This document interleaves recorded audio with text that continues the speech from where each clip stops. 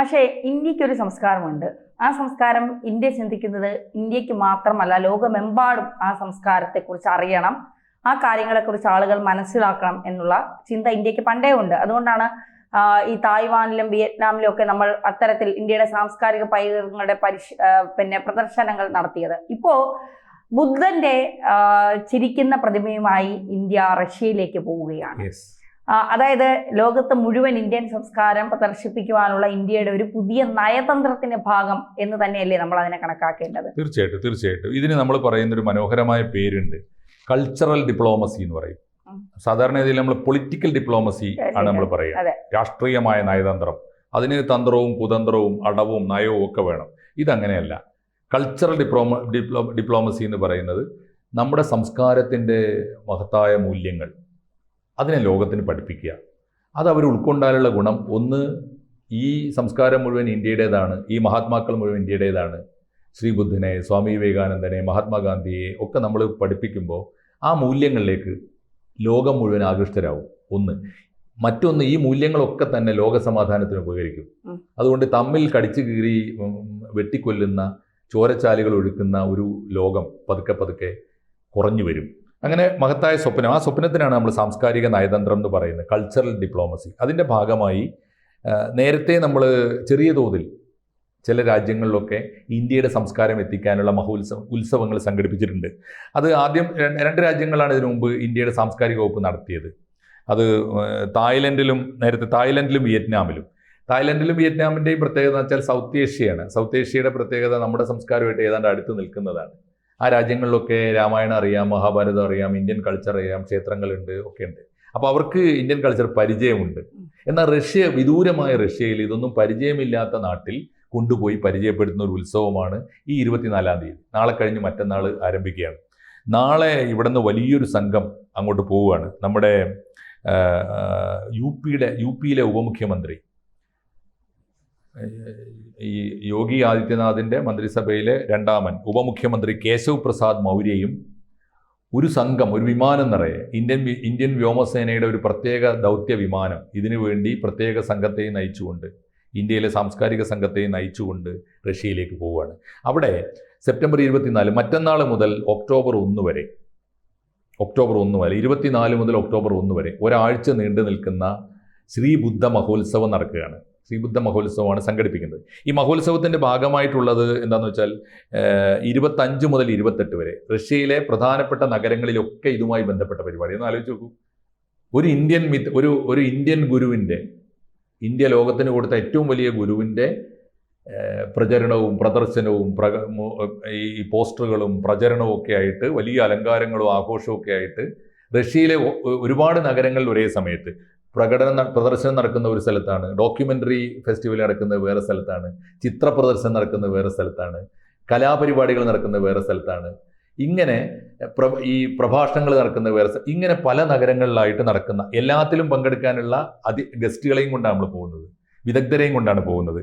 അപ്പോൾ ഇതിൽ ഈ പ്രദർശനം നടക്കുന്നത് ഈ റഷ്യയിലെ പ്രസിദ്ധമായ നഗരം എലിസ്ത നഗരം. എലിസ്ത എന്ന് പറയുന്നത് അവിടുത്തെ കൽമിക്കി സ്റ്റേറ്റാണ്. റഷ്യയിലെ ഒരു സ്റ്റേറ്റാണ് കൽമിക്കി സ്റ്റേറ്റിലെ വിഖ്യാതമായ ഒരു പുരാതന നഗരമാണ് എലിസ്ത നഗരത്തിലെ നാഷണൽ മ്യൂസിയത്തിലാണ് 25, 26, 27, 28 4 ദിവസമാണ് പ്രദർശനം. അതിൻ്റെ തലേന്ന് 24-ാം തീയതി ഉദ്ഘാടനവും അതിൻ്റെ പ്രഭാഷണങ്ങളും ഒക്കെ ഒരു ഭാഗത്ത് നടക്കുന്നു. 28 കഴിഞ്ഞിട്ടുള്ള ദിവസങ്ങളിൽ 29, 30 ഒക്ടോബർ 1 വരെയുള്ള ദിവസങ്ങളിൽ സാംസ്കാരിക പരിപാടികൾ, കൾച്ചറൽ ഫെസ്റ്റിവൽ, ഇതാണ്. അപ്പോൾ ഒക്ടോബർ 1 വരെയാണ്. ഈ നഗരങ്ങളിലൊക്കെ റഷ്യയുടെ തെരുവുകളിൽ നാളെ മുതൽ മുഴങ്ങാൻ പോകുന്ന, തെരുവുകളിൽ നിറയുന്ന റഷ്യൻ ഭാഷയിലുള്ള മുദ്രാവാക്യം എന്താണെന്നറിയോ? കരുണ, അഹിംസ, സമാധാനം. കരുണ, അഹിംസ, സമാധാനം. ഇത് അടിസ്ഥാനപരമായി ഇത് മുഴുവനും ബുദ്ധന്റെ സംഭാവനയാണ്. മാത്രമല്ല, ജനാധിപത്യം ആരുടെ സംഭാവനയാണെന്നറിയോ? ഇന്ത്യൻ ഭരണഘടന നിർമ്മിച്ച ഡോക്ടർ BR അംബേദ്കർ അദ്ദേഹത്തിൻ്റെ ആമുഖത്തിൽ പറയുന്നത്, എനിക്ക് ജനാധിപത്യം എന്താണെന്ന് പഠിപ്പിച്ചു തന്നത് ഫ്രഞ്ച് വിപ്ലവവും പടിഞ്ഞാറൻ രാജ്യങ്ങളും യൂറോപ്പും ഒന്നുമല്ല, എനിക്ക് ജനാധിപത്യം എന്താണെന്ന് പഠിപ്പിച്ചു തന്നത് എൻ്റെ നാട്ടിലെ ബുദ്ധഭിക്ഷുക്കളാണ് എന്ന് പറഞ്ഞിട്ടുണ്ട്. അപ്പോൾ ലോകത്തിന് തന്നെ ജനാധിപത്യം പഠിപ്പിച്ചു കൊടുത്തത് ബുദ്ധൻ എന്നാ നോക്കണം, BC 6-ാം നൂറ്റാണ്ടിലാണ്, AD-യിലൊന്നുമല്ല, ആധുനിക കാലത്തൊന്നുമല്ല. ഈ ഇംഗ്ലീഷ് കലണ്ടർ ഉണ്ടാകുന്നത് ക്രിസ്തു ജനിച്ച ദിവസം മുതലാണല്ലോ, അന്നാണല്ലോ ഈ നമ്മളെ പുതിയ കലണ്ടറിലെ 1-ാം തീയതി.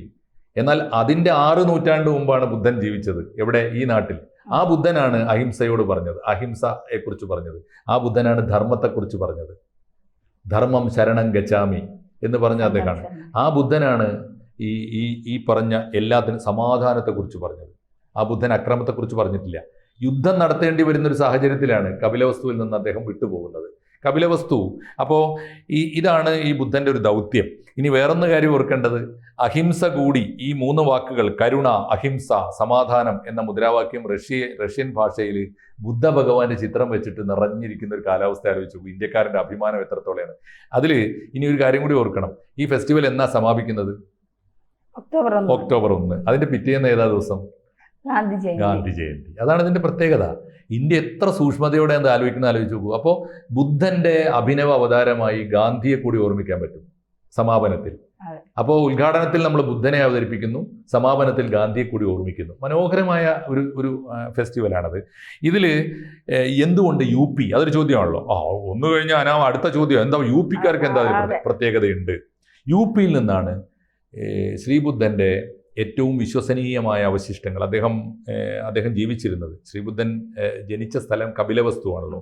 കപിലവസ്തു എന്ന് പറയുന്നത് യുപിയിലെ സന്ത് കബീറിനെ കേട്ടില്ലേ? കബീർദാസ്, സന്ത് കബീർദാസിന്റെ പേരിലുള്ള ഒരു ജില്ലയുണ്ട്, കബീർ നഗർ ജില്ലയുണ്ട്. അവിടെ കബീർ നഗർ ജില്ലയിൽ പിപ്രഹ്വ, സ്ഥലത്തിന്റെ പേരാണ്. പിപ്രഹ്വ എന്ന സ്ഥലത്ത് നിന്നാണ് ബുദ്ധന്റെ ഏറ്റവും വിശ്വസനീയമായ അവശിഷ്ടങ്ങൾ കണ്ടെത്തിയത്. ചരിത്രപരമായ അവശിഷ്ടങ്ങൾ കണ്ടെത്തിയത് അവിടെ നിന്നാണ്. അത് കണ്ടെത്തിയത് 1898 ആരാന്നറിയോ? ആ പ്രദേശം മുഴുവൻ അന്ന് ഒരു സായിപ്പിൻ്റെ തോട്ടമായിരുന്നു, സായിപ്പിൻ്റെ എസ്റ്റേറ്റ് ആയിരുന്നു. ആ സായിപ്പിൻ്റെ എസ്റ്റേറ്റിൽ നിന്ന് യാദൃച്ഛികമായി എന്തോ ആവശ്യത്തിന് കുഴിച്ചപ്പോൾ ഒരു വലിയ സ്തൂപം കിട്ടി. 1898 ആ സായിപ്പിൻ്റെ പേര് WC പെപ്പെ എന്നാണ്. WC പെപ്പെ എന്ന സായിപ്പിൻ്റെ ഉടമസ്ഥതയിലുണ്ടായിരുന്ന, ബ്രിട്ടീഷുകാരുടെ ഉടമസ്ഥതയിലുണ്ടായിരുന്ന ഒരു എസ്റ്റേറ്റിൽ എന്തോ ആവശ്യത്തിന് കുഴിയെടുത്തപ്പോൾ ഒരു വലിയ സ്തൂപം കിട്ടി. ആ സ്തൂപം തുറന്നു നോക്കുമ്പോൾ ഞെട്ടിപ്പോയി. ആ സ്തൂപത്തിനകത്ത് സ്വർണത്തിലും വെള്ളിയിലുമുള്ള ഒരുപാട് കലശങ്ങൾ, വലിയ കുടങ്ങൾ, കലശങ്ങൾ, അതുപോലെ തന്നെ ധാരാളം ആഭരണങ്ങൾ, രത്നക്കല്ലുകൾ, ഒപ്പം കുറച്ച് അസ്ഥികഷ്ണങ്ങൾ, ഒരു കുടത്തിനകത്ത് കുറച്ച് അസ്ഥികഷ്ണങ്ങൾ. എന്നിട്ട് ഒരു കലശത്തിൽ, സ്വർണത്തിൻ്റെ ഒരു കലശത്തിൻ്റെ പുറത്ത് ഒരു ശിലാലിഖിതത്തിൽ എഴുതിയിരിക്കുന്നു, ഇത് ഭഗവാൻ ബുദ്ധൻ്റെ പവിത്രമായ അസ്ഥിഭാഗങ്ങളാണ്. മാത്രമല്ല ശാക്യവംശമാണ് അന്ന് നാട് ഭരിച്ചിരുന്നത്. അവിടെ BC 6-ാം നൂറ്റാണ്ടിൽ ഈ കപിലവസ്തു ഭരിച്ചിരുന്ന ശാക്യ രാജാവിൻ്റെ കൊട്ടാരത്തിലാണ് ബുദ്ധൻ പിറന്നത് എന്നാണ് വിശ്വാസം. ആ സ്ഥലം ഈ UPയിൽ ഈ പറഞ്ഞ സ്ഥലത്താണ്. ആ സ്ഥലത്തിൻ്റെ പേരാണ് പിപ്രഹ്വ എന്ന് പറയുന്നത്. അതിനെ തുടർന്ന്, ഈ കണ്ടെത്തലിനെ തുടർന്ന് അവിടെ വിപുലമായ പര്യവേഷണം നടത്തി, വിപുലമായ ഖനനം നടത്തി നോക്കുമ്പോൾ ഒട്ടേറെ അവശിഷ്ടങ്ങൾ കിട്ടി. ഇത് ആദ്യമായി കണ്ടെത്തിയത് ഒരു ബ്രിട്ടീഷുകാരനാണ്. പിന്നെ ബ്രിട്ടീഷുകാർ നമ്മളെക്കാൾ സത്യസന്ധരായതുകൊണ്ട് അതിൽ നിന്ന് കിട്ടിയ സ്വർണവും ഒന്നും അടിച്ചെടുക്കാൻ കൊണ്ടുപോയില്ല, ഉടനെ ഇന്ത്യക്ക് കൈമാറി. ആ ഇന്ത്യ ഇപ്പോൾ അത് സൂക്ഷിക്കുന്ന ആർക്കിയോളജിക്കൽ സർവേ ഓഫ് ഇന്ത്യയാണ്, ഇന്ത്യയുടെ ഈ പുരാവസ്തു ഗവേഷണ കേന്ദ്രം. അവരിതിൻ്റെ കാലഗണന വെച്ച് നോക്കും. കാർബൺ ഡേറ്റിംഗ് ഒക്കെ നടത്താൻ പറ്റും. ഏത് കാലത്തെ കലമാണ്, ഏത് കാലത്തെ ആഭരണമാണ്, കാർബൺ ഡേറ്റിംഗ് നടത്തി നോക്കുമ്പോൾ ഇത് കൃത്യം BC 6-ാം നൂറ്റാണ്ടിലെയാണ്. അപ്പോൾ അത് അവർ വെച്ചു, ഇത് ബുദ്ധഭഗവാന്റെ അവശിഷ്ടം തന്നെയാണ്. ഇനി ഇത് ശാക്യ കുടുംബം ആരാധനക്കായി സൂക്ഷിച്ചത് എന്ന് പറഞ്ഞാൽ, ഇവർക്ക് ബുദ്ധഭഗവാന്റെ ഒരു കലശത്തിൽ നമ്മൾ അസ്ഥി പെറുക്കിയിട്ട് നിമജ്ജനം ചെയ്യൂലേ, അതിന് പകരം അന്നൊക്കെ ഈ കലത്തിലിട്ട് അടച്ചു വെക്കുകയാണ്. ഒപ്പം അതിൻ്റെ കൂടെ അത് പവിത്രമായതുകൊണ്ട് ഇവരുടെ ഒരുപാട് സ്വർണവും രത്നവും ഒക്കെ ഭഗവാന് സമർപ്പിച്ചുകൊണ്ട് വലിയൊരു കലശത്തിൽ ഇട്ട് വെച്ചതാണ് കണ്ടെത്തിയത്. 1898 കണ്ടെത്തിയതാണ്. ഇപ്പോൾ ഈ പ്രദർശനത്തിന് കൊണ്ടുപോകുന്ന ഏറ്റവും പ്രധാനപ്പെട്ട കാഴ്ചവസ്തു ഈ കലശമാണ്. ബുദ്ധൻ്റെ ജന്മനാട്ടിൽ നിന്ന് നമ്മൾ കണ്ടെത്തിയതല്ല, ബ്രിട്ടീഷുകാരൻ കണ്ടെത്തി നമുക്ക് കിട്ടിയ, ഇന്ത്യ വളരെ ആരാധനയോടെ സൂക്ഷിക്കുന്ന കലശമാണ് ഒന്ന്. അതാണ് ഒന്ന്. അതോടൊപ്പം ബുദ്ധ ഭഗവാനെക്കുറിച്ചുള്ള ചിത്രങ്ങളുടെ പ്രദർശനം, ഭഗവാന്റെ ചിത്രങ്ങൾ, ഭഗവാന്റെ സാഹിത്യം ഉള്ള പുസ്തകങ്ങൾ, അതുപോലെ തന്നെ ഡോക്യുമെൻ്ററികൾ, സിനിമകൾ, ഇതൊക്കെയാണ് പ്രദർശിപ്പിക്കുന്നത്. ഏതായാലും ഇന്ന് ലോകത്തിന് ഒരു ഇന്ത്യൻ ഉത്സവം നടക്കുന്നു. അതും റഷ്യയിൽ നാളെ മുതൽ നടക്കാൻ പോകുന്ന ഇന്ത്യൻ ഉത്സവം, അത് ഇന്ത്യയുടെ സാംസ്കാരിക ഉത്സവമാണ്. അതുകൊണ്ട് നമ്മൾ ലോകത്തെ സ്വാധീനിക്കാനും കീഴ്പ്പെടുത്താനും പോകുന്നത്. ഇന്ത്യ എന്ന് കേട്ടാൽ ട്രംപിനെ പോലെ ആളുകൾക്ക് വിറക്കാനല്ല തോന്നുക, ആളുകൾക്ക് വെറുക്കാനല്ല തോന്നുക. ഇന്ത്യ എന്ന് കേട്ടാൽ സ്നേഹിക്കാനും ചേർത്ത് പിടിക്കാനും ഇന്ത്യയുടെ ആത്മാവായി വർത്തിക്കുന്ന സംസ്കാരത്തെ നെഞ്ചിലേറ്റാനും ലോകം തയ്യാറാവുന്നു എന്നതിൻ്റെ ഫലം കൂടിയാണ് റഷ്യയെപ്പോലുള്ളൊരു രാജ്യം. ഓർക്കണം, കമ്മ്യൂണിസ്റ്റ് പാരമ്പര്യമുള്ള രാജ്യമാണ്. 75 കൊല്ലത്തോളം കമ്മ്യൂണിസ്റ്റുകാർ ഭരിച്ച നാടാണ്. പിന്നീട് ചെതറിപ്പോയതാണ്. ഇപ്പോഴും അവർ ഒടുവിൽ എവിടെ സമാധാനം എന്ന ചോദ്യത്തിന് അവർ നോക്കുന്ന ഇന്ത്യയിലേക്കാണ്. ബുദ്ധഭഗവാനെ സ്വീകരിക്കാൻ റഷ്യ തയ്യാറാവുന്നു എന്നത് ചെറിയ കാര്യമല്ല. ഇന്ത്യക്ക് കിട്ടുന്ന ആഗോള സാംസ്കാരികമായ വലിയ അംഗീകാരമാണ്. ഭഗവാൻ ബുദ്ധനെ ഓർത്തുകൊണ്ട് നമുക്ക് ഈ വർത്തമാനം ഇവിടെ അവസാനിപ്പിക്കും.